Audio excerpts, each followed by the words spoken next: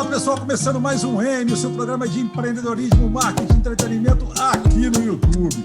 Bom, hoje a minha bancada está com novidade, Davi. Temos um novo player na bancada, vamos falar assim, né? Fica mais bonito. Temos um novo player na bancada. Davi, temos aqui. Seja bem-vindo, né, Davi? Nosso correspondente internacional, lá do velho continente. Tudo tranquilo aí, Davi? Tudo certo? Beleza? Tudo certo. Hoje, aglomeração no aeroporto para receber o Renato. 10 e faixa para ele. O cara aqui é reforço de peso, hein? No M. Seja bem-vindo, Renato, à bancada do M. Obrigado. Depois de 3 participações aí, né? Como convidado, tô com a honra aqui de estar na bancada. Bora. Eu falei que você, ia acabar vindo para a bancada. E a bancada é super animada. Você hoje está estreando com um cara muito bacana, entendeu? Com o Max Damas, que é um cara bacana pra caramba. Ele esteve aqui com a gente, deu uma moral pra gente há um ano atrás, quando o M ainda estava começando a engatinhar. A gente bateu um papo super bacana aqui também. Lógico, pegada da educação. O Max é pró-reitor acadêmico do Centro Universitário Unicarioca. Epa, caiu aí, até me tirou aqui, foi o Renato que caiu. O Max é tecnólogo, foi tecnólogo em processamento de dados, graduação em engenharia da computação, mestrado em engenharia de sistemas da computação, doutorado em engenharia de produção. Ou seja, temos aqui um grande mestre, um grande professor e uma grande pessoa, porque sempre deu muita força para a gente. Teve presente em momentos importantes para o programa, né? O 100º programa. Teve um testemunhal dele, agora o Max teve outro também, mandou um testemunhal agora recente para a gente, de um ano do M, estamos comemorando um ano. Então, Max, você sempre tratou a gente com muito carinho, sempre foi uma pessoa muito bacana aqui no M, seja muito bem-vindo, hoje e sempre. Opa, muito obrigado. Foi um prazer ter conhecido vocês no início da pandemia, né? Então, conheci o Sandro, não conhecia ainda o Renato, nem o Davi. Acho que comigo teve o Márcio, né? O Márcio. E não lembro se foi a Cláudia. Provavelmente. Aí eu acompanho sempre as postagens, né, do M no canal no YouTube, enriqueceu enormemente, assim, tem um catálogo fabuloso, gigante, que vai do palito ao foguete, como eu gosto de dizer, né? Vai do palito ao foguete, ataca em todas as posições. E é bacana isso, porque a gente às vezes pensa em empreendedorismo, marketing, bota esse entretenimento, né? Mas o entretenimento tem a ver com ter o prazer, né? O prazer de fazer as coisas, né? Então, a gente pensa às vezes no entretenimento como se fosse algo menor. Não, até mesmo para dentro da sala de aula, você precisa entreter. Você precisa que entreter é uma forma de cativar, de trazer uma empatia, de chamar a atenção, de trazer engajamento. Então, essa simbiose dessas 3 palavrinhas tem tudo a ver com o propósito de vocês. E parabéns e legal estar junto com vocês mais um ano. Opa, falei que o homem fala bonito e ele é um cara especial. Então, eu queria deixar aqui um abraço para o André, que também é da nossa bancada, que está com Covid, está em casa, está assistindo o programa aí. Melhora aí, parceiro. Vamos ver se a gente melhora aí para você voltar aí a participar da bancada. Né? Fica aí um grande abraço. E, Davi, momento YouTube. Momento YouTube é contigo. O momento YouTube é o seguinte: as pessoas estão ávidas por conhecimento, as pessoas estão ávidas por informação, e elas querem saber como é que elas podem sair desse momento aí de pandemia, como é que elas podem sair mais fortes com seus negócios, com as suas ideias.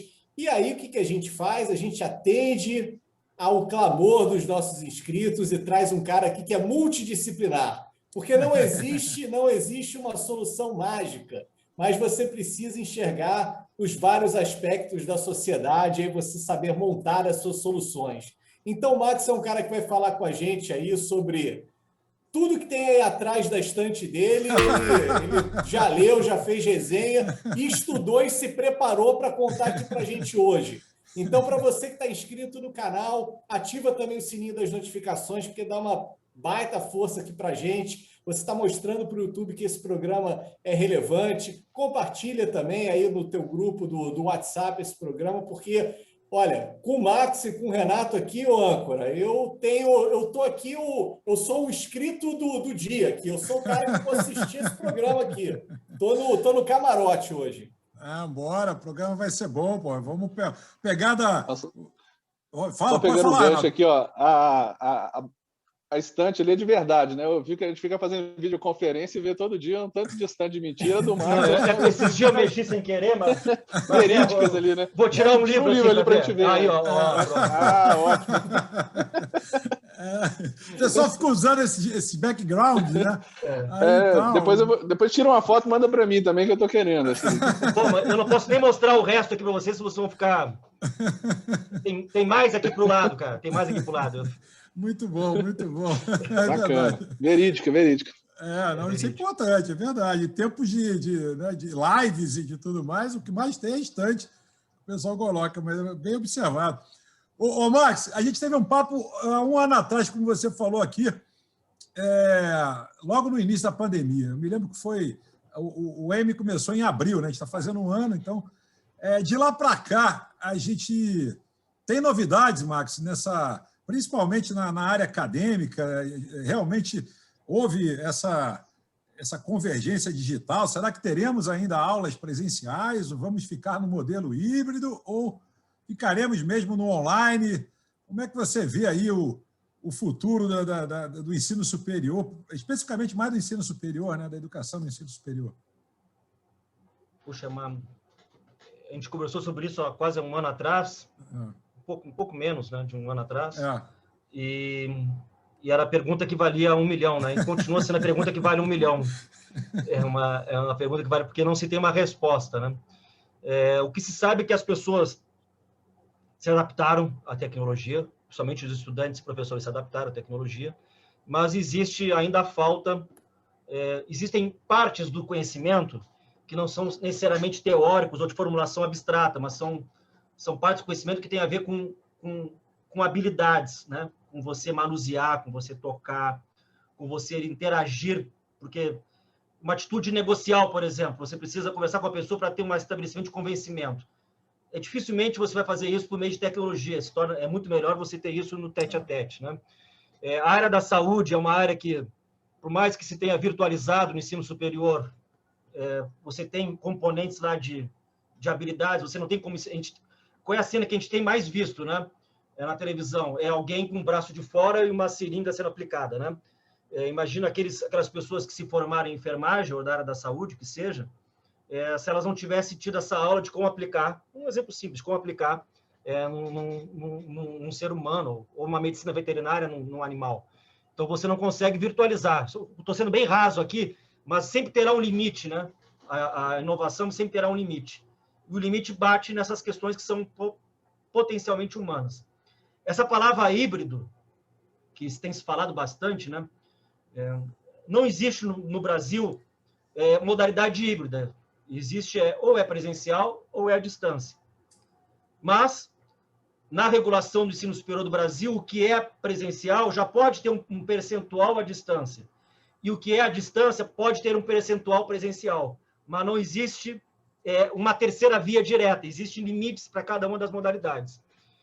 Mas vai se aplicar o hibridismo. Assim, não terá como, porque cada vez mais as instituições de ensino serão locais onde você terá apenas, mais fortemente, o quê? O convívio e a troca de soluções. Mas o conteúdo em si, o conteúdo, tem que pensar em conteúdo, o conteúdo você encontra em qualquer lugar, a qualquer momento, a qualquer instante.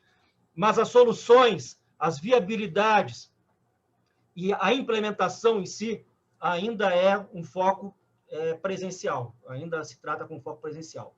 Possivelmente alguns cursos algumas formações ficarão mais na frente virtual, na frente online, do que outros. Talvez alguns não existirão mais presencialmente, tem se imaginado isso. Tem alguns grandes grupos no Brasil, por exemplo, a Cogna, ano passado, ela colocou que só teria, depois da virada, só teria cursos presenciais, o que eles chamam de cursos prime, que seriam as áreas da engenharia, as áreas da saúde e direito. Os demais cursos, eles seriam cada vez mais o quê? Online. E aí você vai baratear, em grande parte, e fazer uma parte da elite tratar, elite social, elite intelectual, tratar desses cursos da área de saúde, engenharia e direito na relação presencial. Mas a real é que ninguém sabe exatamente qual é o limite.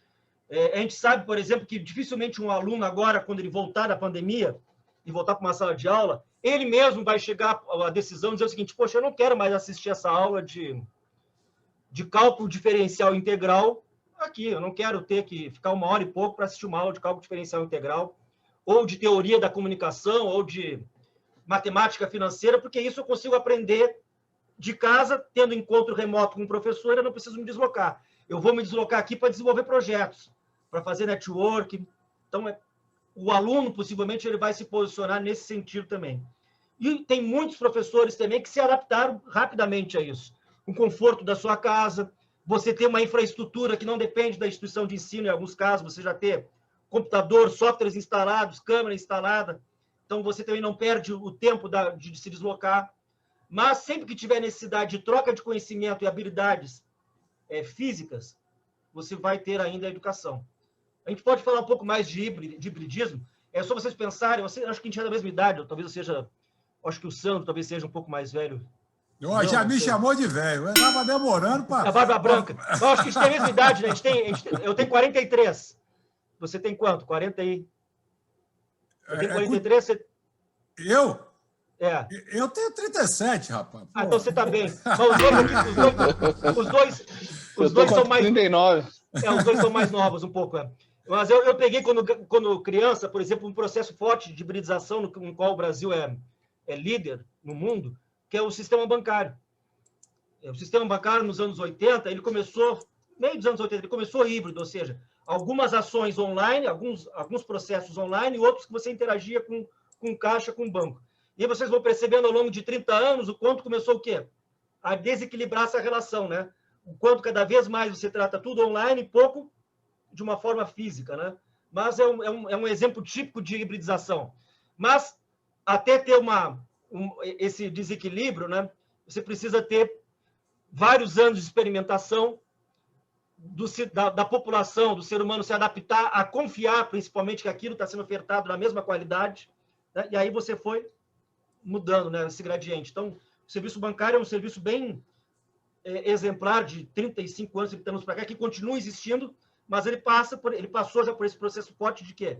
De online e offline. Online e offline. Ô, Max, Para defender o que eu vou falar agora, eu vou ter que falar a minha idade de verdade, porque eu não ia falar, não, mas agora... Desculpa a delicadeza. Não, eu estou brincando. Só você dizer que você viu o Zico jogar ou não, o Pelé, o Garrincha... Não, o Pelé, eu estou com 51. Eu vi o Zico. Então você viu o Zico. 51. Então, pô, vi aquela seleção que ganhou a Copa do Mundo no Flamengo, na época do Flamengo, 81. Mas o que eu queria te dizer é o seguinte, eu sou tiozão. Tiozão é outra história. Tiozão, eu defendo o presencial. Eu acho que a aula presencial, ela, por mais que possa... essa galera mais nova, millennials e outros que vieram depois, a aula presencial, ela tem... Aí você falou uma coisa legal, professor como potencializador das habilidades humanas. Pô, você ser esse potencializador aqui, nesse quadradinho que a gente está, eu acho que dificulta um pouco, isso é minha concepção. Mas na sala de aula, com a linguagem não verbal, com olho no olho, com toque, com técnicas, né, que você faz com que o aluno preste mais atenção. Aqui eu abro várias abas aqui conversando com vocês, eu acho muito disperso, né? Fora que muitas vezes o aluno também, sei lá, sai aqui desliga a tela, enfim, tem mil coisas para você dispersar. Eu defendo muito o ensino presencial nesse aspecto, mas entendo o que você falou, entendo que, de fato, tem várias coisas aí, vários vetores, né, deslocamento, tempo e tal, mas mesmo assim, você acha que... Porque eu escuto muitos colegas falando exatamente isso, falando, pô, Alessandro, eu falo muito que eu não tenho muito tesão em dar aula de forma online. Mas isso eu já comentei contigo, isso daqui é vingança dos alunos. Os professores não queriam que o aluno levasse o smartphone para a sala de aula. Agora o professor é que foi para dentro do smartphone.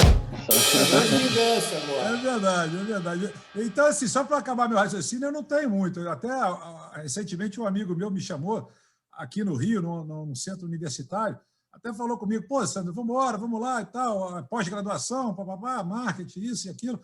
Eu falei, cara, vamos esperar passar esperar passar a pandemia e tal, porque eu até me empolgo presencial, mas no online eu não me empolgo.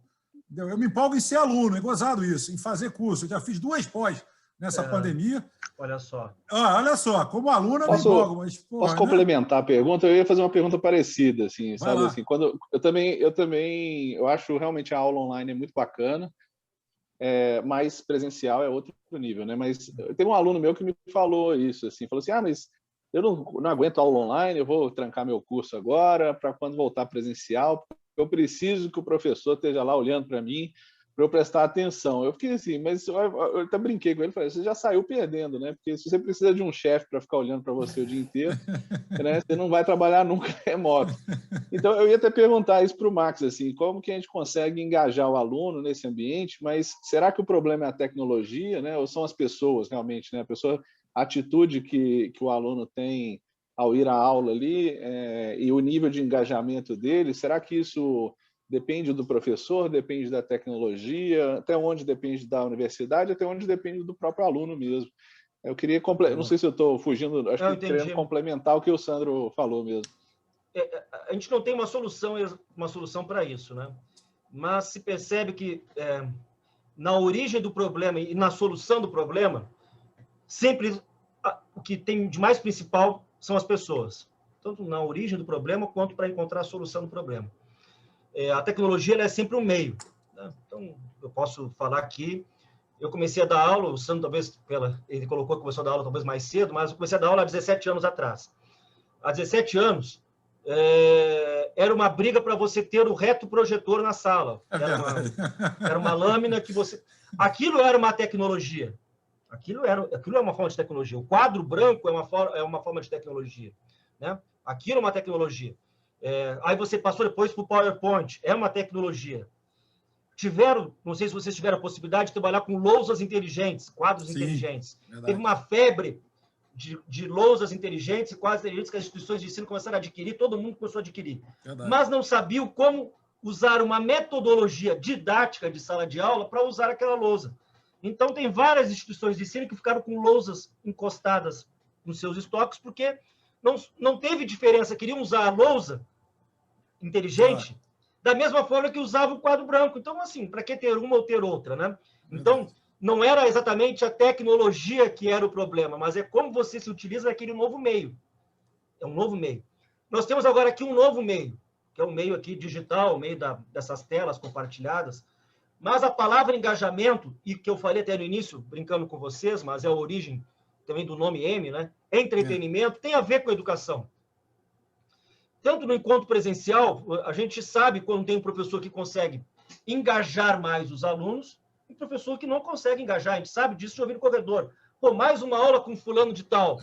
Aquele cara podia ser no presencial ou poderia ser à distância. O problema não é a tecnologia. É como o professor dialoga com os meios que ele tem.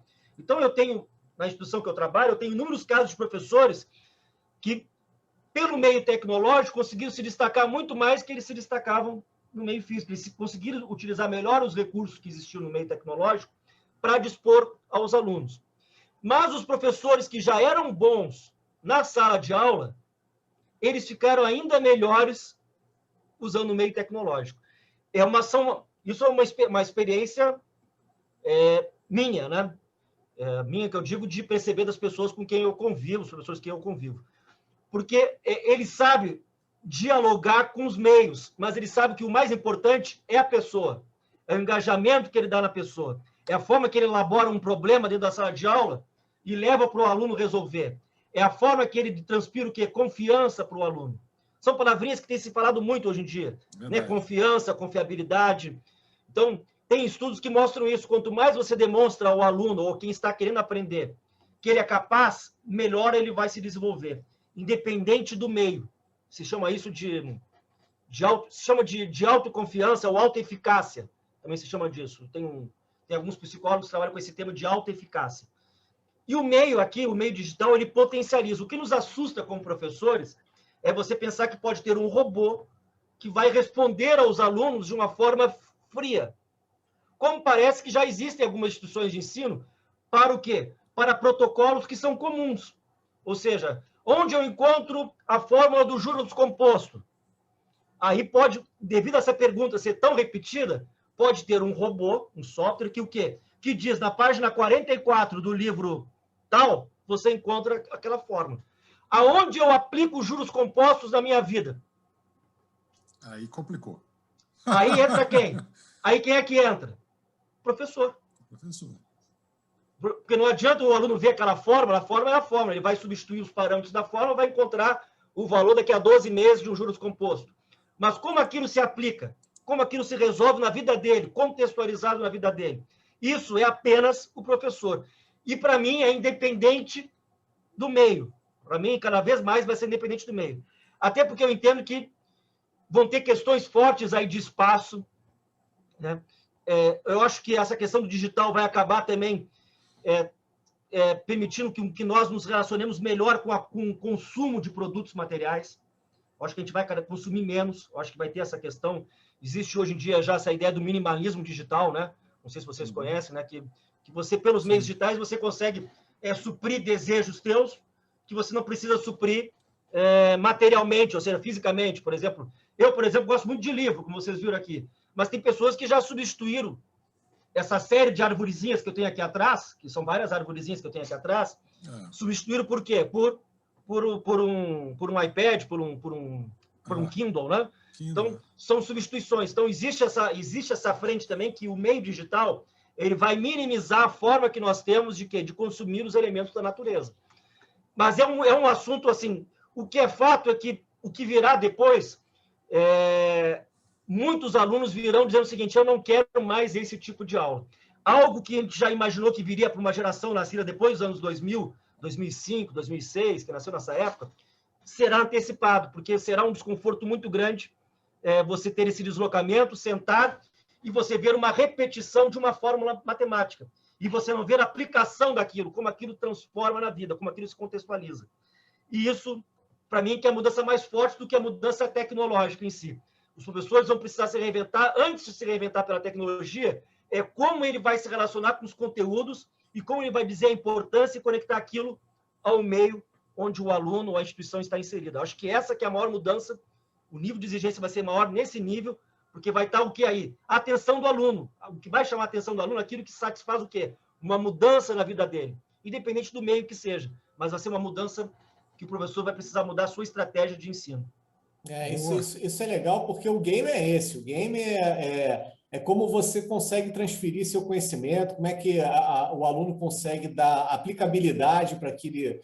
E o online é só o meio, o online realmente é só o veículo. Online, porque senão parece que é um bicho de 7 cabeças, né? Que nada do que a gente fez até agora prestou. Não, nada disso. Uma hora a gente andou de ônibus, depois a gente andou de metrô, depois a gente andou de avião e o grande barato é a gente se deslocar, né? Então, o grande barato é a gente aprender, né? O veículo a gente vai se adaptando, cara. Uma hora a gente vai mudando isso. Só que você falou um negócio, Max, muito, muito legal, que é o seguinte... Afinal, para que serve, então, o espaço físico da universidade? Você falou que seria um centro de networking, um centro de desenvolvimento de projetos, né? Talvez a aula em si caiba nesse quadradinho aqui, mas o espaço físico, sim, um lugar de experimentação. E é aí que eu quero te perguntar, que é quanto à questão da inovação, cara. Que tipo de projetos a gente vai desenvolver nesse espaço a partir de agora? Porque, assim, uma coisa é a gente falar do Brasil, outra coisa é a gente falar dos Estados Unidos. Por exemplo, quando eu vejo os filmes, né, de como é que surgiram o Facebook, as grandes startups, a gente sempre vê garagens e universidades. A gente sempre vê ali Stanford, a gente sempre vê Harvard, a gente sempre vê que tem um dormitório de uma faculdade envolvida, e lá surgiram unicórnios, enfim, empresas que mudaram o mundo. Quando a gente veio para o Brasil, a gente vê que as empresas elas não surgem nas universidades. Assim, surgem muitas empresas na faculdade, através de empresas júnior, mas meio que elas nascem e morrem ali, treinam o cara, mas não é ali que entra para o jogo, assim. Qual é essa diferença que existe para a gente começar a implantar isso dentro do Brasil? Da gente começar, olha só, a próxima grande empresa, the next big thing, vai surgir dentro de um dormitório, dentro de um laboratório, dentro de dentro de uma faculdade. O que está faltando para o Brasil fazer isso, cara? Qualquer coisa pra caramba, né? Mas é assim, mais do que a própria instituição de ensino em si. No Brasil existem barreiras regulatórias muito fortes, não só para o ensino superior, mas para quase tudo que é serviço que for surgir, existe uma barreira regulatória muito forte, que defende o privilégio de alguns e inibe, naturalmente, o quê? As possibilidades de inovação de outros. Se você fizer uma pesquisa ainda com os alunos que estão agora nas instituições de ensino, a maior parte deles vai querer uma vida estável e fazer um concurso público. Porque existe... parece uma coisa grosseira, falando aqui assim, grosseiro no sentido raso, né? Mas é uma realidade. Então, assim, eu vou ficar... quantos, será, Mark Zuckerberg já passaram por instituições de ensino do Brasil que viram o seguinte: poxa, eu fazer uma faculdade e estudar para ser auditor fiscal da Receita Federal e ganhar 20 mil reais por mês, 25 mil reais por mês, durante a minha vida toda, e me aposentar com esse valor com 50 anos de idade, 55 anos de idade, eu vou ter uma vida muito bacana, não vai me faltar nada, e eu não vou usar, mas aí, por outro lado, ele deixou de usar o quê?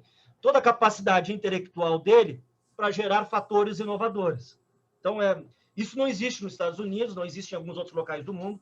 Então, existe esse viés dessa questão cultural e existem as barreiras regulatórias do ensino superior. No Brasil, existem barreiras regulatórias muito fortes que, por mais que as instituições de ensino tentem se aproximar do mercado, da sociedade, você não consegue fazer propriamente um currículo muito inovador, porque você tem também o quê? Conselhos de classe, de profissões, que regulam muito algumas áreas. Verdade. Aí você tem fatores regulatórios fortes também dentro da educação superior do Brasil, não é só do governo de agora, isso aí já é de muitos anos, uma regulação muito forte, em que, por mais que você tente fazer algo diferente, você cai dentro de uma avaliação regulatória que te limita. O que se poderia modificar no Brasil para aumentar esse aspecto é você minimizar, diminuir um pouco as barreiras regulatórias que existem no ensino superior e deixar, em parte, o mercado se autorregular, tendo algumas agências separadas que você se vincula para fazer, eventualmente, o quê? Uma regulação. Você corresponde, regula. Mas que você não tivesse... O MEC está muito pesado, mais ou menos isso também, né? Ainda há muitos anos já.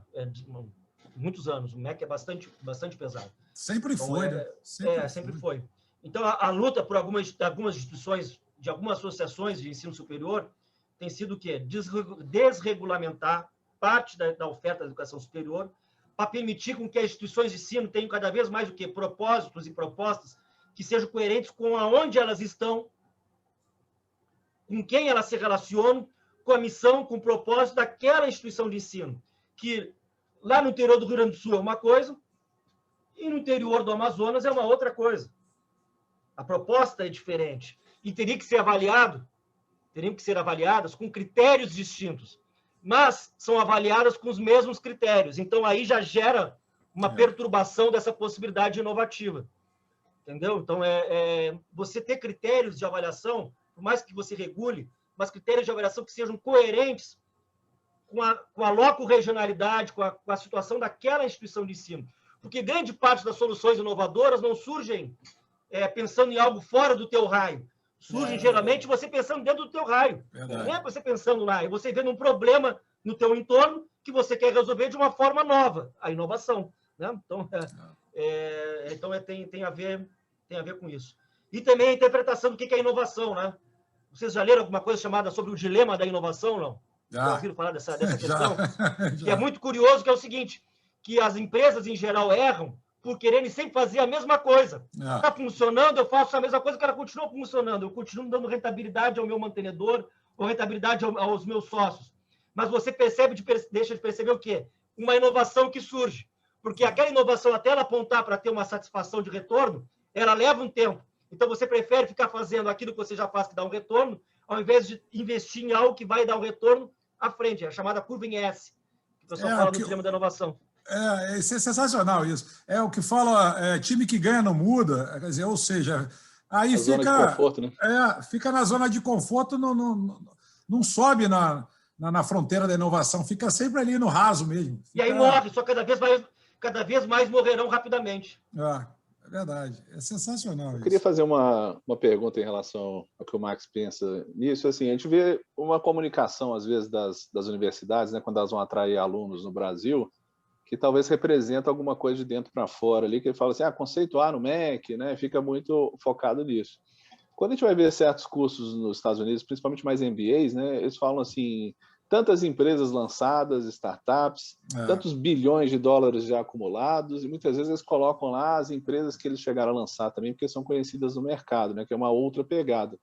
E um ponto interessante que eu queria colocar também, que foi um projeto, a minha empresa, que é uma startup, né, ela foi lançada dentro de uma universidade. Para mim isso foi crucial. Foi dentro de um projeto, de um lab que foi feito ali dentro.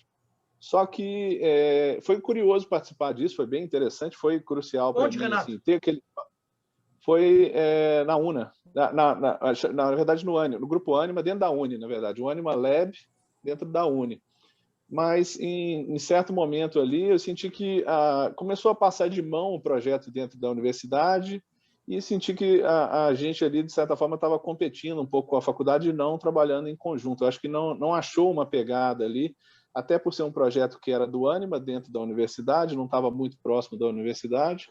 Eu acho que ele perdeu um pouco o foco, sabe? Assim, poderia ser algo, mas em certo momento ele não deu uma continuidade. E também eu acho que começaram a entender que startup também era aquela empresa que sai do 0 para o 1. Como a gente já começou a faturar, a gente falou, não, então tá bom, obrigado, até aqui, já chegou até ali e tudo mais. E uma das coisas que eu acho interessante é que a gente foi uma startup que, né, está completando 4 anos, a gente é uma empresa que teve sucesso. E nem o Grupo Anima, nem a UNA teve interesse, às vezes, de comunicar e falar isso. Olha, nascemos aqui dentro. Pouca gente sabe disso, né? A gente nem comenta tanto. Mas foi um projeto, eu acho que muito, muito bom. Infelizmente, ele não deu continuidade. Inclusive, o Anima Lab deixou de existir, né? Hoje ele chama Designer Lab, ele virou uma outra coisa de moda, etc. Até pelo mantenedor lá que tomou conta e tudo mais. Então, eu sinto um pouco falta disso. Acho que foi uma das poucas, pelo menos, oportunidades que eu vi que a universidade podia trazer isso, né? Eu acho que quando a gente começa a ver que uma Apple tem um PIB de 2 trilhões de dólares, né? E o Brasil tem 1,7 trilhão de dólares, né? E está nascendo aí empresas fantásticas, tipo um Amélios aí que está com bilhões aí de reais aí na bolsa, vários IPOs, etc.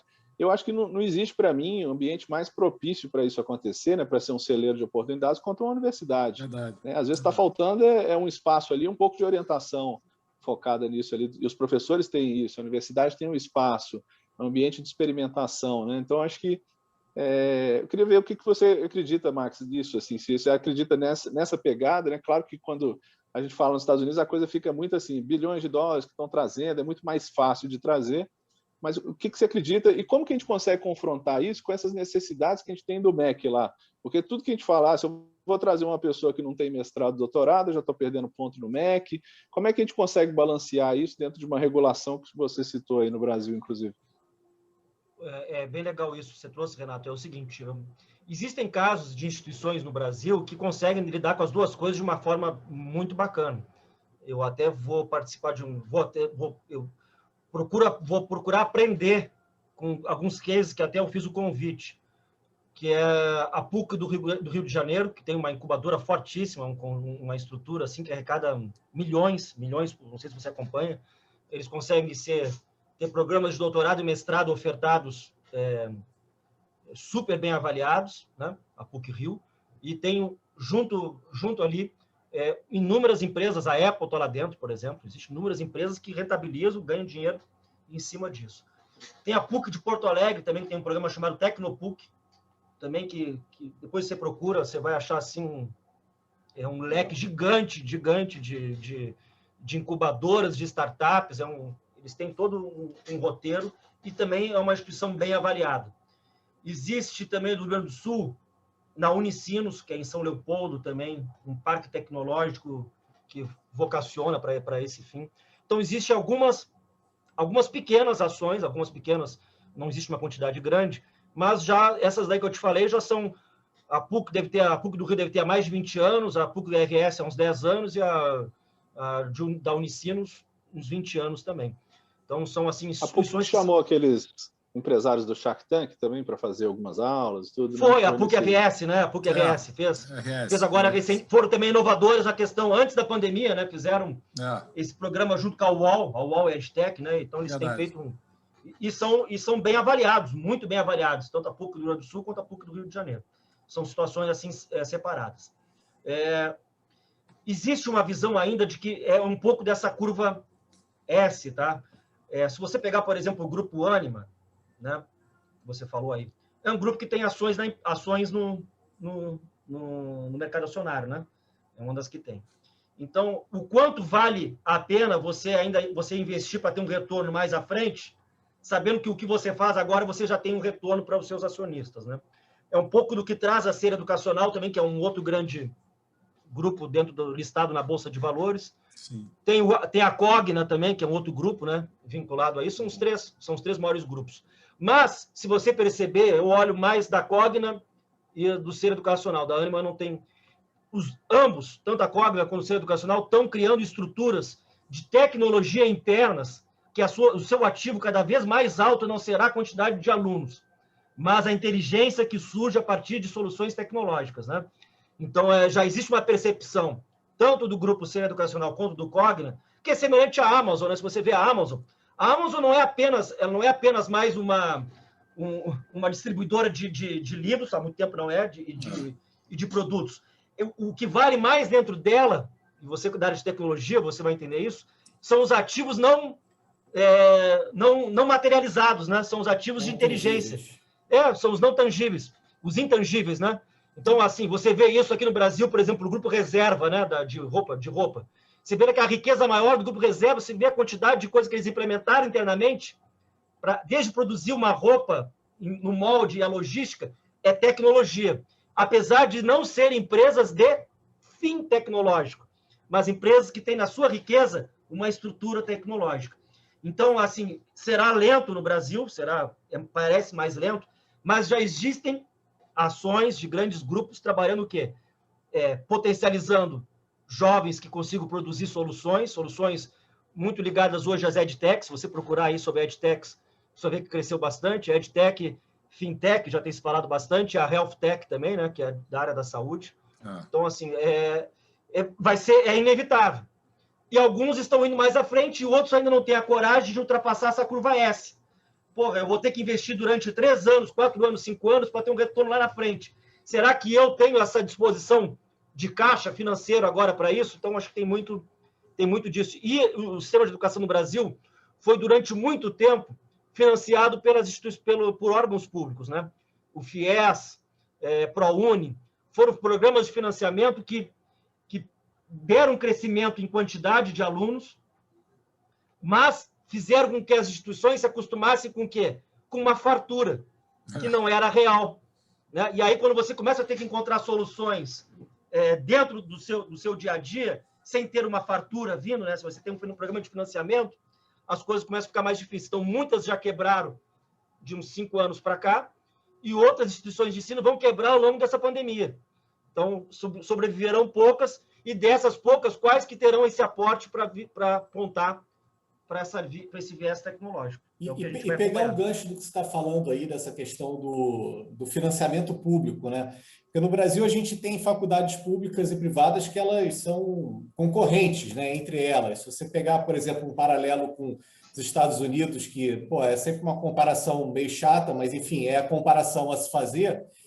Lá você tem, são públicos diferentes, né? Que o público privado eles trabalham. Então, o público, às vezes, é mais um curso técnico, um curso rápido, para o cara que está ali trabalhando de manhã, de noite ele precisa de uma especialização, ele tem ali um silicone.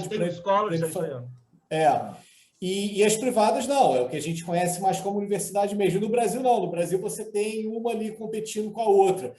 O que você acha assim, que é o futuro disso? O futuro é as duas realmente competirem, mas agora a gente já está no mercado que as empresas privadas estão na bolsa, ou seja, elas não são mais aquelas organizações sem fins lucrativos, né? E aí o game já é outro. E aí o que vai ser? Vai ser público, vai ser privado? Porque, assim, faz sentido ser público porque é um interesse nacional, mas também faz sentido ser privado porque a concorrência gera mais qualidade, Para onde é que vai essa queda de braço aí?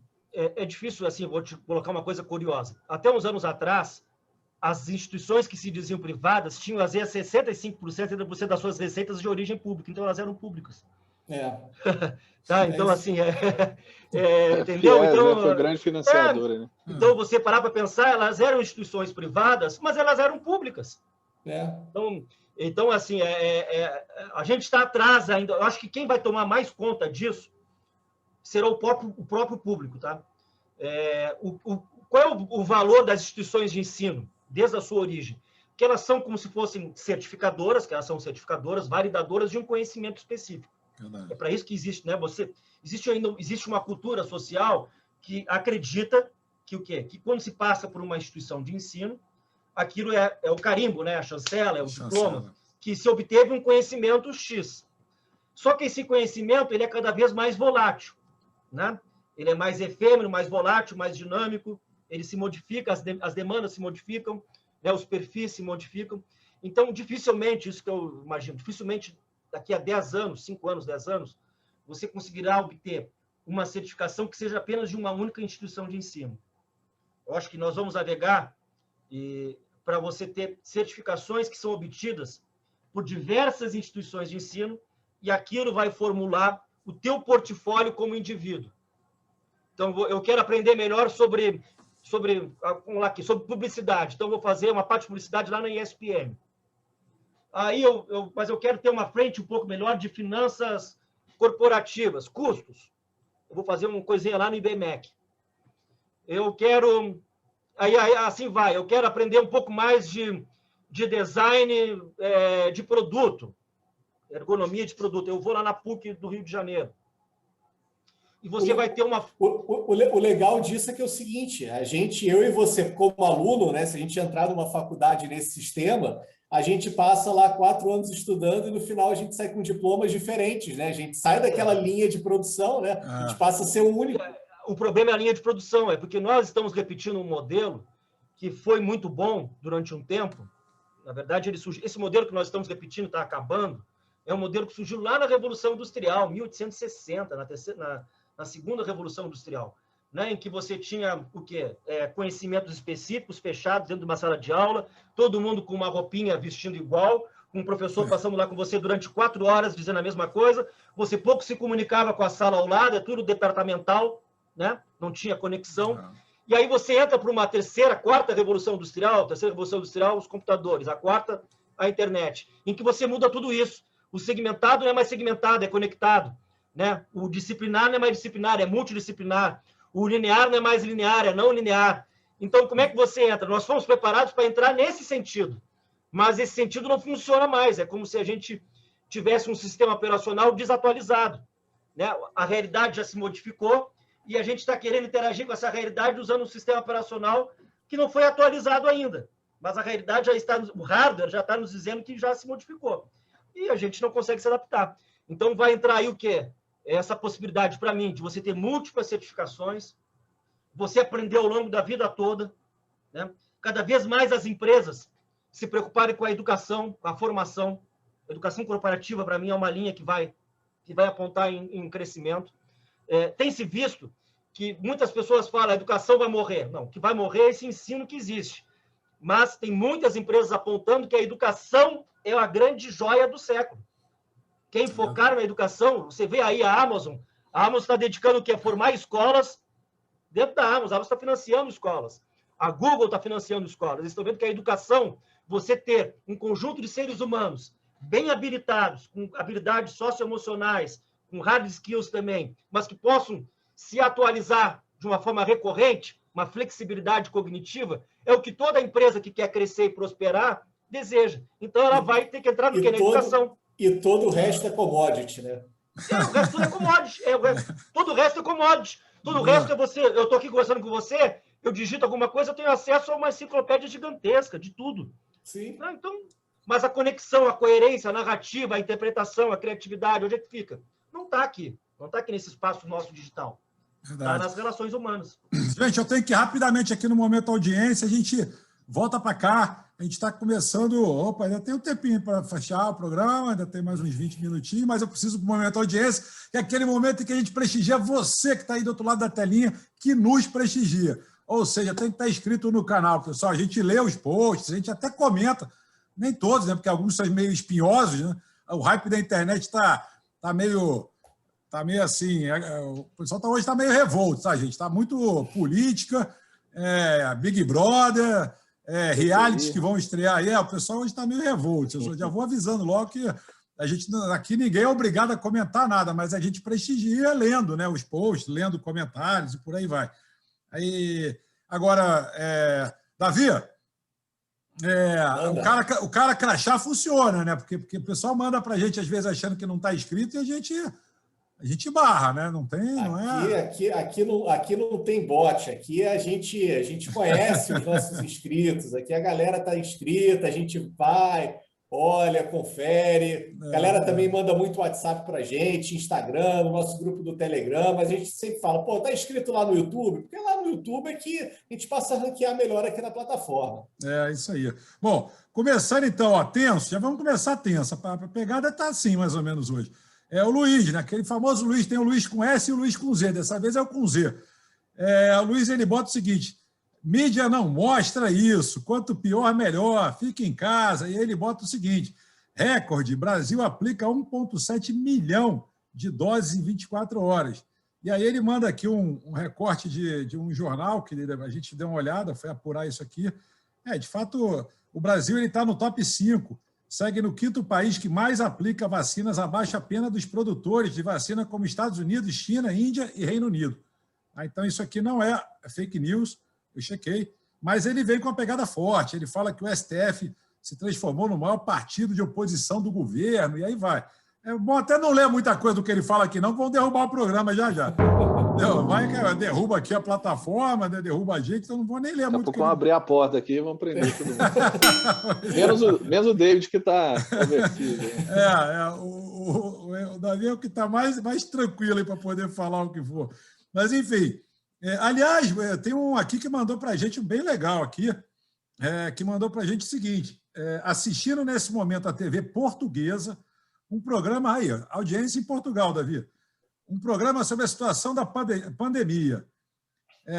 Estão comemorando o fato de terem vacinado 180 mil pessoas num final de semana. Esse número é considerado expressivo para a realidade portuguesa. Soa ridículo quando falamos do Brasil. Segundo os debatedores aí da terrinha, a vacinação ainda estão vacinando entre 80 e 70 anos, né, a idade, né? E aqui, ele diz que aqui no Brasil já está rumando dos 60 para menos. Então, ele faz uma comparação entre Portugal e Brasil e mostra que estamos mais adiantados aqui na vacinação, porém, Portugal é um dos 27 países que integram a União Europeia e tem um dos maiores IDH, né, e renda per capita superior a 30 mil euros. Mas aqui também tem muita discussão de vacina, cara, porque tem atraso na vacina, tem atraso na vacinação.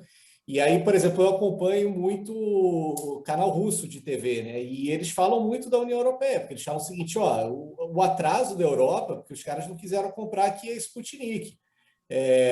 Estava aberto aqui para eles virem, os cientistas deles, as Anvisas europeias, né, no caso, vir aqui comprar, mas os caras não vieram. Então está atrasado lá porque querem, porque a gente se colocou à disposição. E eles empurram isso para a União Europeia de politização da vacina. Vocês não quiseram comprar por treta com o Putin, cara, mas se quer falar de ciência, estava aqui. Então, assim, Portugal tem muito essa questão de atraso da vacina, sim. A União Europeia toda, tem uns países que já começaram a fazer por eles mesmos alguma importação de Sputnik, mas aqui está bem atrasado. Davi, você acompanha canal russo? Você fala russo? Cara, a minha esposa é russa e, cara, eu estou treinando meu russo, então eu... Caraca! Que legal! Já está dando para acompanhar alguma coisa já. Tem muita briga na TV russa, né? Então é bom, porque entretém muito, cara. É bom isso. Legal. O meme de hoje que está rolando assim, comendo solto. Aí várias pessoas mandaram. Fala, Gotham City instaura processo para investigar o Batman. Coringa será relator e Charada vai presidir. É um meme, né? Fazendo uma apologia aqui, brincando com a atual situação aqui do Brasil. O Carlos, ele manda para a gente o seguinte: parei de ajudar, parei de convidar, parei de ligar e percebi que o amigo não era eu. Desculpa, percebi que o amigo era eu, não eles. Rapaz, é filosófico aí o negócio. Eu li errado, mas não sei se deu para entender. Mas vamos embora. Agora vem piada. Sempre tem uma piadinha também.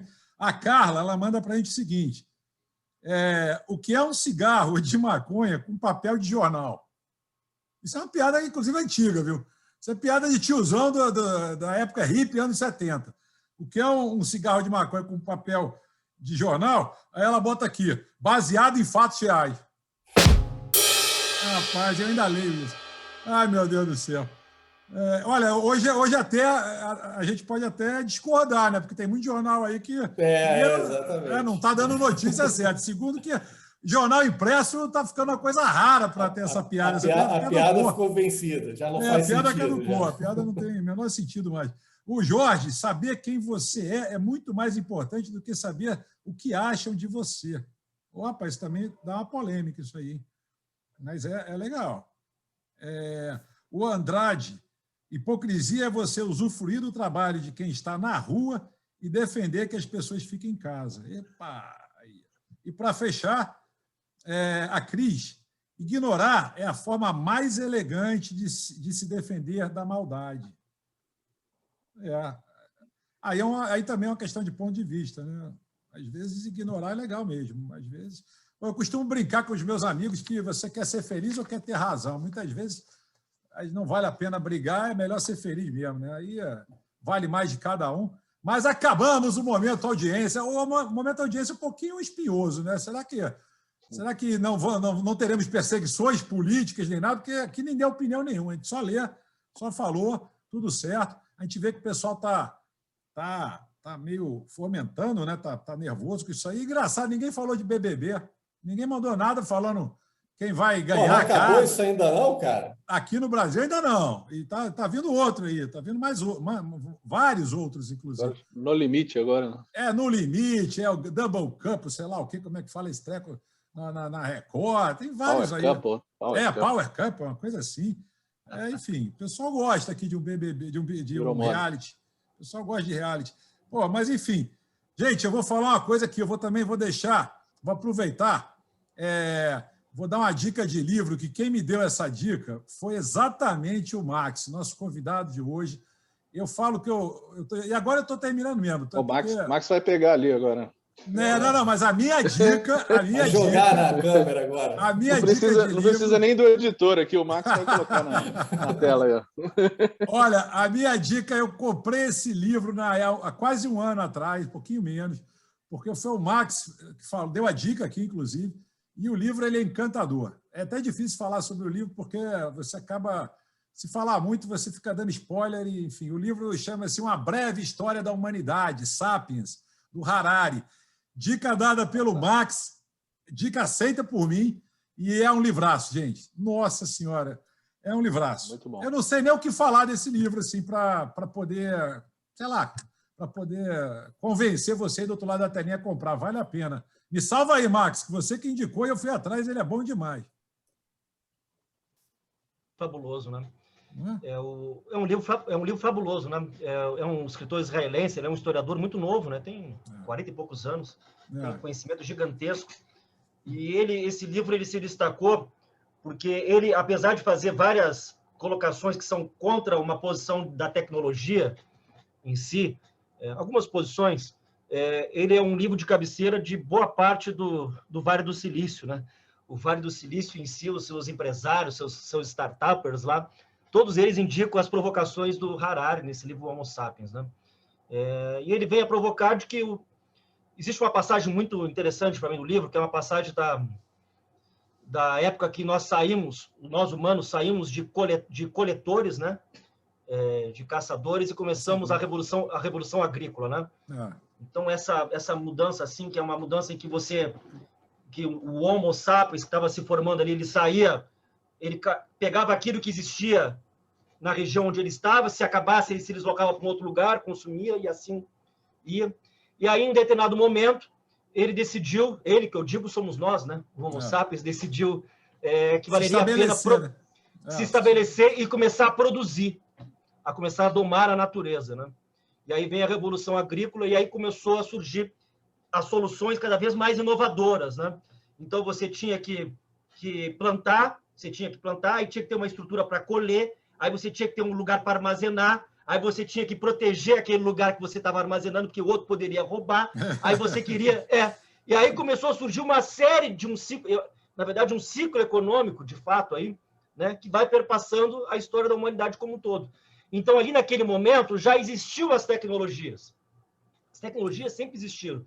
É que a gente fala hoje, tecnologia, parece que é só tecnologia digital. Mas tecnologia é sempre aquilo que você surge como uma ferramenta para o quê? Para aprimorar um trabalho que já é realizado. Verdade. Aí, quando você aprimora aquele trabalho que já é realizado, surgem novas necessidades e você vai sempre o quê? Apontando numa ascendente. Mas sempre é em função do quê? De você diminuir o trabalho. Então, sempre em algum momento da humanidade, o ser humano se pensou o seguinte: poxa, essa nova tecnologia vai ocupar o trabalho que eu faço. Sempre existiu isso. Sempre existiu. Sempre existiu o temor sobre como seria depois dessa tecnologia se incorporar. Então, porque a sociedade, o ser humano se faz em cima fortemente do quê? Das relações de trabalho, que são também relações econômicas. Então, isso é interessante perceber, que a gente pensa que é um fato isolado, é que o que nós vivenciamos agora é uma potencialização das tecnologias numa velocidade maior, porque a característica digital dessas tecnologias faz essa aceleração, mas é pela característica digital dessas tecnologias. Então, nós vemos numa mesma geração um monte de mudanças que eram num espaço de tempo maior, na Revolução Agrícola, Revolução Industrial, Feudal, era um espaço de tempo maior, mas eram mudanças. Agora são mudanças que ocorrem num espaço de tempo menor, mas sempre existe numa ascensão do quê? Tecnologias que surgem para substituir força de trabalho, né? E aí surgem novas formas de se realizar o trabalho. Então, isso dá um pouco de esperança para nós. Mas só que o que acontece? As diferenças sociais, elas se aprofundam. Então, é por isso que a gente precisa ter esse olhar. Verdade. Bom, essa dica foi minha. Agora é a sua dica, Max. Essa aí tu não pode roubar essa dica minha, não. Essa dica eu peguei de você. Agora é você que dá uma dica aí. Eu não me lembro se eu falei outra vez, mas eu gosto muito de um autor chamado Nassim Taleb. Não sei se vocês conhecem. Está batido assim um pouco. Eu tive contato com ele a primeira vez há uns 9, 8 anos atrás, um livro chamado A Lógica do Cisne Negro. Esse livro eu li esse livro de cabo a rabo, sei lá quantas vezes. Eu ia até a página 150 e voltava, e aí ia até 210 e voltava. Aí eu ficava com ele andando por tudo que é lado, porque ele me provocava. Né? Ele me provocava no sentido de me mostrar o que eu já sabia e que todos nós sabemos, que existe uma profunda incerteza em tudo que a gente faz na vida. Nada na vida é certo. Existe uma aleatoriedade muito grande, uma incerteza muito grande, mas nós tendemos ao quê? A partir de experiências anteriores nossas, nós tomarmos decisões no presente e futuro, pensando que são decisões extremamente racionais, enquanto que elas são decisões que têm pouca racionalidade, mais um costume, mais um hábito a partir de quê? De experiências anteriores. E nós ficamos repetindo, funciona por boa parte do tempo, só que existem determinados momentos da história que você repetir modelos do passado não perfazem as melhores decisões no futuro. Então, essa é a brincadeira com o livro da Lógica do Cisne Negro, e só lendo assim para saber sobre o Cisne Negro, mas o Cisne Negro tem a ver com isso, assim, é uma brincadeira que se provava que era uma afirmação: todo cisne é branco. Tá? É isso que se imaginava. Aí até que teve um viajante holandês que foi andar lá pela Oceania, em 1700 e pouco, andou por lá, e lá no meio daquela região da Oceania, não sei se você sabe, é só bichos que não existem, né? Não sei se vocês leram lá o Homo Sapiens. Eu vi lá no Homo Sapiens, assim, no livro Homo Sapiens, que quando os exploradores humanos chegaram lá em 1600 e pouco, tinham leões marsupiais. Leões marsupiais. E nós, seres humanos, somos tão infalíveis na maldade que acabamos com todo mundo, com tudo que existia. né? Mas aí esse expeditor ele foi lá e viu que existia um cisne negro. Aí ele voltou para o continente, para o velho continente, e disse: olha, nem todo cisne é branco, existe um cisne negro. É só uma brincadeira para dizer o quê? Que uma série de situações verdadeiras ao longo de muitos anos se quebra a partir de uma única situação que o quê? Que surge para invalidar todas aquelas anteriores.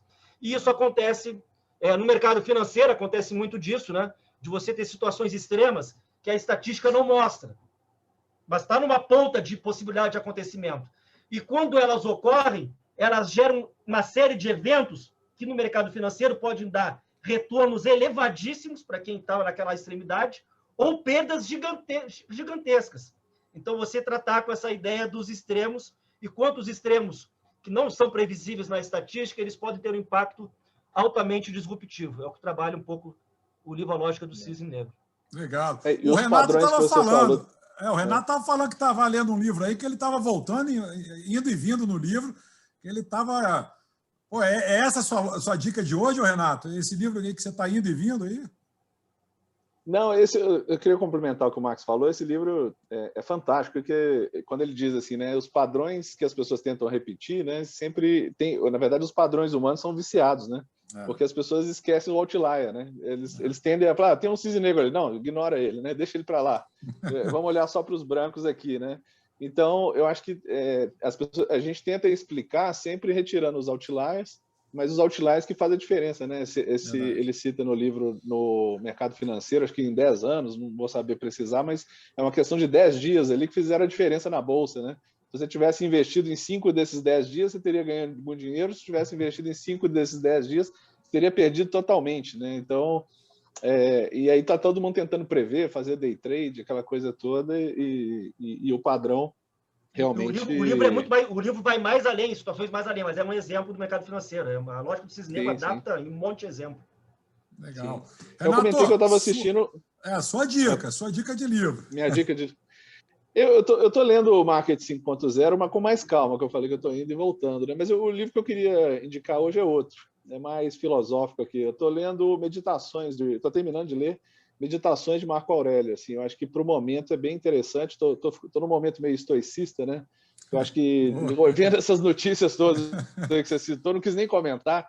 A gente está num momento que a gente fica vendo tanta coisa que a gente não controla, né? Então, acho que estou tentando ser estoicista aqui e trabalhar no que eu controlo, né? O que eu controlo é a minha saúde, então vamos lá praticar exercício, eu controlo minha mente, o bem-estar da minha casa, né? Minha relação com a minha esposa, minha relação com o meu trabalho, minha empresa, né? Com meus funcionários. Então, eu estou tentando focar naquilo que eu controlo hoje, porque as coisas que a gente não controla, a mídia vai deixar a gente maluco. Eu acho que então... Eu estou muito profundo hoje, mas esse eu acho que era o livro que eu separei hoje para comentar. Sabe, Renato, que eu fui aprofundando no Nassim Taleb, que é o escritor desse livro que eu indiquei, e ele tem uma visão muito estoicista sobre as coisas. Ele cita muito os filósofos estoicos, como Marco Aurélio, né, e como Sêneca, né, então traz muito Sêneca. E a visão dele sobre o mundo é uma visão muito estoica. E quando você colocou aí que o estoicismo separa, né, é separar ruído e informação, né? Então a gente é povoado de muito ruído, né? E a informação é uma coisinha, a informação que vale mesmo é uma coisinha muito pequena no meio de um conjunto muito grande, né? Então é uma forma de proteção e de bem-estar. O estoicismo é uma forma de proteção e de bem-estar. É muito bacana. Muito legal. Nosso correspondente internacional, diga lá sua dica de livro para a gente começar a tomar a reta final do M de hoje. Você está aí, mas agora até o microfone está mutado, hein? Você mutou o microfone. Aí. É verdade, é verdade. Voltei. Minha dica de livro foi uma que me surgiu agora aqui em mente e é uma provocação para o nosso âncora aqui. Eita, pelo seguinte, estou sabendo que vem aí um livro sobre atendimento. Estou sabendo. Verdade. Está em processo. Está em curso. Estou escrevendo. Está em curso? Está em curso. Mas já começou a rascunhar? Não, já está avançado. Não, está avançado. Já tem data de lançamento? A pressão, hein? Vocês estão me botando muita pressão, gente. Quando aí do lançamento? Fala aí. Não, o lançamento, o livro estava pronto ano passado. E aí, com esse movimento todo, né, do digital, da convergência, eu tive que rever o livro porque o atendimento digital bombou, né? Aí eu tive que rever para poder não ter aquela coisa de de lançar uma coisa já obsoleta. Então, eu tive que rever. Então, para te provocar, para fazer uma provocação, para você terminar aqui o programa e continuar escrevendo e mãos à massa, a minha dica é o trabalhe 4 horas por semana do Tim Ferriss. E por que é uma provocação? Okay. Porque é um livro sobre automação, cara. Pô, é um livro sobre deixe as máquinas fazer as coisas, assim você vai ter mais tempo para você curtir a vida e fazer outras coisas que você quer fazer. É uma provocação mesmo, isso foi uma provocação, eu já saquei. Eu aqui defendendo a bandeira do atendimento humanizado, um monte de coisa, você vem com automação, mas tudo bem. Exatamente. Que é para você fazer, eu vou quebrar o Tim Ferriss aqui no Mata-Leão. Aí para você, quando a gente acabar aqui o programa, você fazer a tua síntese aí sobre por que Tim Ferriss está errado ou não, né? Vai que teu livro pode ter alguma convergência. Então, assim, falei brincando, mas o livro realmente ele dá umas sacadas assim, sobre automação. Às vezes a gente quer meio que abraçar o mundo assim, fazer tudo. Isso vale muito bem no conceito de startup, mas tem muita coisa assim que a gente pode criar alguma automação ou que a gente pode delegar. E assim, desde as coisas mais básicas do tipo, se você tiver que entrar em contato com uma série de clientes e eles têm ali um perfil mais ou menos o mesmo, você não tem ali o mesmo e-mail, que você só altere ali o nome de um do outro, desde essas coisas mais básicas até aquelas coisas, cara, eu já estou vendendo, já não sei como é que eu faço. O livro te dá umas sacadas assim, meio de você se perguntar, cara, o que é importante? Onde é que eu vou fazer diferença? Então, é um livro que vai te abrir um pouco a mente em cima disso. E outra dica de livro, aquele momento jabazinho assim, do programa. Startup Pós-Digital, meu livro está na Amazon lá. É só digitar. Não, tem um link aqui nos... Tem um link aqui. Vou deixar aqui o link. Então, como a Cabala, Física Quântica e Vale do Silício podem transformar o seu propósito em sua startup. Mas, Davi, o que quer dizer isso? O que uma coisa tem a ver com a outra? O que empreendedorismo tem a ver com Cabala, com física quântica? É o seguinte, galera, se a gente não empreender no nosso propósito, estamos fadados a gente construir uma empresa aí, a gente virar funcionário da gente mesmo, a gente achar que segunda-feira é ruim, a gente achar que só sexta que vale a pena. Então, a gente tem uma coisa, né? Acho que no Brasil isso fica muito aceso, de que trabalho trabalho é coisa séria, vamos bater na mesa, agora vamos falar de trabalho, depois... Não, o trabalho é uma extensão nossa.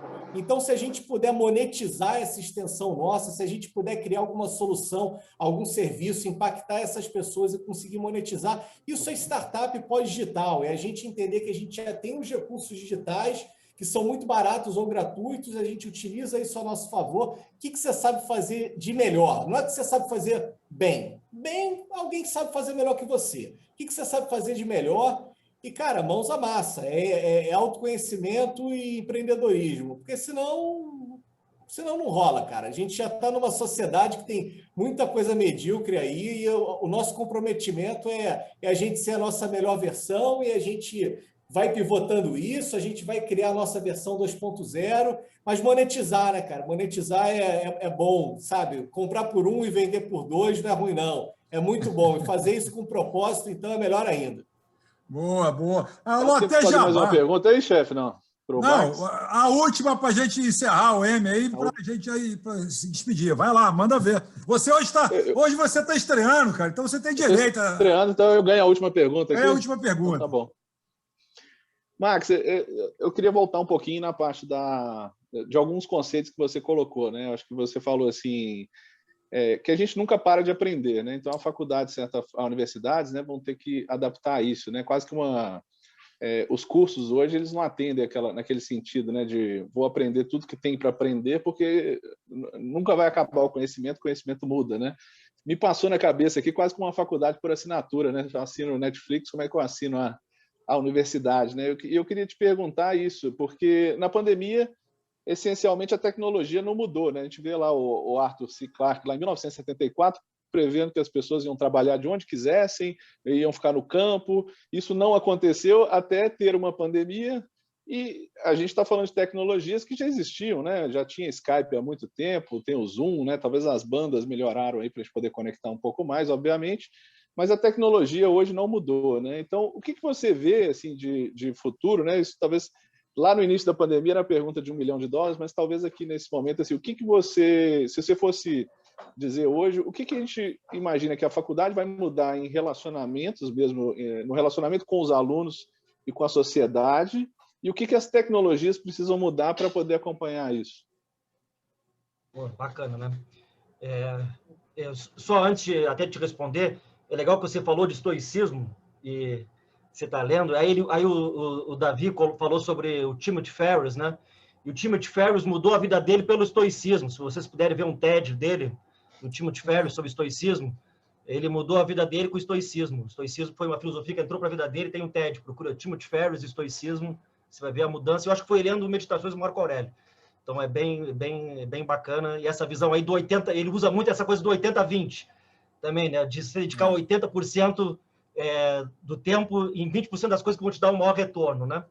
Então, isso tem a ver até com o atendimento que o Sandro também está escrevendo. Então, às vezes tem clientes que é melhor você não ter e você se dedicar àqueles que te dão mais retorno do que aqueles poucos que te dão um monte de dor de cabeça e pouco retorno. Então, e o Timothy Ferriss fala bastante disso, e é uma visão da gente... E é legal a visão dele estoica também. Você falou sobre Netflix, né? E o Davi falou um momento também sobre o commodity, né? Então, cada vez mais tem se visto que o quê? Que você terá cursos ou conhecimentos de prateleira. Que você vai lá, vai pegar aquilo lá e vai aprender sobre determinado conteúdo, né?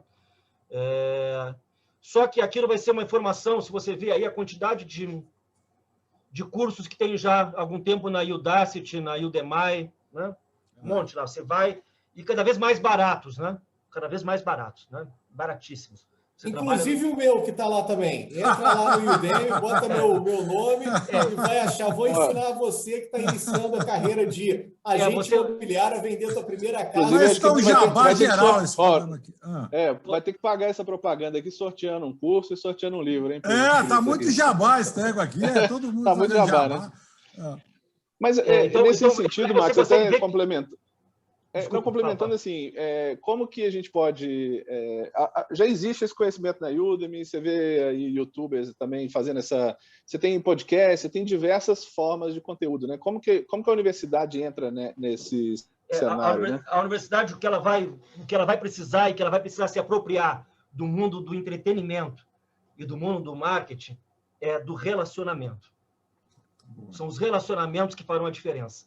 A partir do momento que você tem um conjunto de conhecimentos pulverizados, mas todos muito semelhantes, o que vai diferenciar uma instituição de ensino de qualquer outra vai ser a forma que se relaciona a instituição de ensino com esses aprendizes, com esses alunos.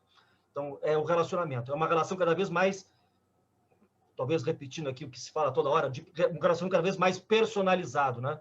Então, cada vez mais será em cima disso, de uma personalização da aprendizagem. Boa. E a personalização da aprendizagem tem a ver, é uma inversão da Revolução Industrial também. Se você pegar a Revolução Industrial, como eu falei aqui, da educação chapada, né, a educação massificada, ela repete uma Revolução Industrial. Ou seja, você pensa que você ensinar de um jeito é igual para todo mundo que vai aprender. E não é isso. Mas a gente se enganou que é isso. Hoje em dia se percebe mais, independente da tecnologia, ou até pela própria tecnologia, que o que existe de fato é uma grande diversidade, diferentes formas de se aprender. Mas nós tratamos até um determinado momento, ou até agora, que todo mundo aprenderia da mesma forma, mas não é assim. E todos nós sabemos, todos nós já fomos alunos e vimos que não é assim. Aí a quarta revolução industrial, a revolução pós-digital, ela vem para o quê? Para inverter. Para você trazer o quê? Para você trazer a personalização. Então, cada vez mais você vai personalizar. Então, por uma série de relações que você vai ter com um conteúdo, com um professor, você vai personalizando a forma que aquele indivíduo tem de aprender. E você vai estreitando relacionamentos com esse indivíduo. Então, para mim, a educação ela vai apontando, aí vai entrar algoritmos de inteligência artificial, vai entrar o ser humano também apontando qual é a melhor forma de tratar determinados aspectos ou espectros de aprendizagem. Então, para mim, vai ser nesse sentido, de personalização.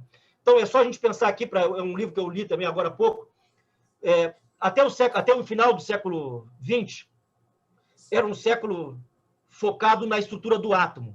Tá? Pensa assim no átomo. O átomo é uma coisa que é o quê? Que ele é única, fechada, que se comunica pouco.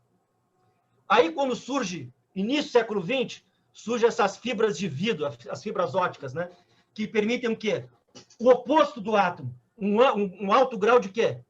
De conexão. Então, nós estamos saindo do mundo do átomo, na sua unicidade, para o quê? Para o mundo das fibras ópticas, da sua multiconectividade. Mas ali infiltrado ainda a origem de um átomo, que é o quê?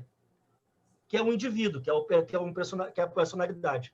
Então, é nesse sentido aqui, desculpe o final aqui meio metafórico, meio viajante, não é aquele jornal que você falou aí, não, baseado em fatos reais, não, mas é para exercitar a brincadeira em relação a isso. É interessante colocando na prática, ficou parecendo o final de Matrix, né? Tem que ter uma coisa meio... assim. Não, mas eu acho que eu peguei o conceito do Max de uma forma prática, assim. Eu acho que ao mesmo tempo que você pega aquele lado do professor de passar conteúdo, você escala isso de uma forma tecnológica, o tempo do professor é mais bem aproveitado no papel dele de mentor, individualização do conhecimento. Acho que é isso, né? Assim. Exatamente. Gente, eu preciso entrar na reta final do M de hoje, que nós estouramos o tempo. Faz tempo, inclusive. Fazendo uma brincadeirinha, né? Um trocadilho, estouramos o tempo. Desculpa a última pergunta aí. Não, tranquilo. Então, vamos começando com você mesmo, Renato. Vamos começando as considerações finais, a rodada final de considerações, para a gente deixar sempre, né, o nosso convidado aqui encerrar o M num grande finale. É contigo. Eu queria agradecer, né, minha estreia aqui na bancada, agradecer ao Max a participação, achei fantástico para mim, assim, principalmente que eu sou professor, né, tô meio parado aqui na pandemia, então para mim a minha relação, sempre quis ter essa relação com a universidade e a visão de futuro que o Max está trazendo aqui da universidade do futuro, né, a pergunta eu acho que não é nem $1 milhão, acho que é de $1 trilhão aí, né, mais de $1 trilhão. Eu acho que esse é o futuro que o Brasil precisa mesmo, né? Trazer as empresas, incubar, trazer negócios para dentro. Eu acho que se tem o futuro do país, acho que está dentro da universidade. Eu acredito muito nisso mesmo, até pelo meu próprio relato aqui da minha startup ter iniciado da universidade, que foi um momento fantástico. Então, achei fantástico mesmo a visão do Max. Acho que a gente tem que trazer o Max para uma próxima aí, para a gente poder conversar mais sobre esse assunto. Eu acho que estourou o tempo aqui, mas vale um bis aí, viu? Lógico, mas ele vai voltar agora. Vamos trazer ele digamos assim, com menos tempo, com mais assiduidade, porque é muito assunto para pouco tempo. É 1 hora só. A gente já estourou essa hora, já faz nem eu sei, já estourou, já faz bastante tempo, mas a gente tem que trazer mais para dar gostinho a gente tem que falar menos e trazer mais para dar gostinho de quero mais, senão o programa acaba dobrando de tempo. E aí pode ficar um pouco cansativo para quem está do outro lado da telinha. Vamos lá para o nosso correspondente internacional do velho continente, Davi Bayer. Hoje já fez provocações aqui no M, várias provocações. Provocou o âncora também, provocou todo mundo, fez jabá. Vamos que vamos agora.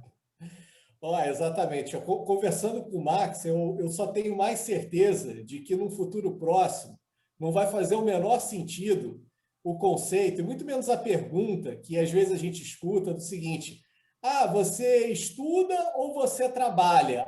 Então você já terminou os seus estudos? Cara, estudo não se termina, cara. Isso daí você pode terminar um ciclo, né? Uma faculdade, um mestrado, mas o estudo é um lifetime, né? Seu, você nunca vai terminar. Agora, se a gente vai fazer isso de uma maneira certificada por uma universidade, ou se a gente vai procurar mais áreas livres, isso daí realmente quem for mais sagaz vai queimar essa largada. Mas eu fico muito animado com essa coisa de que o estudo é contínuo e que a gente está criando soluções para isso. Acho que o online é o grande veículo, assim, gosta ou não, o online, essa coisa do ensino click and play, plug and play, né? De você, preciso aprender alguma coisa e não faz mais sentido toda segunda-feira pegar trânsito e ir para lá. Não, eu quero assistir 10 aulas agora, cara. Então, assim, isso daí traz é o que conecta a gente. Eu acho que isso daí é o que faz o ensino não ser uma coisa que termina. Me incomoda essa coisa do ensino. Você fala, não, ensino, cara, quando acabar de ler esse livro, acabou meu ensino? Não acabou, cara. Talvez esteja só começando. Então, valeu, Max. Espero aí te ver muito em breve aqui no programa. Boa, boa. Bom, já vou aproveitar e vou agradecendo também a você do outro lado da telinha que nos acompanha.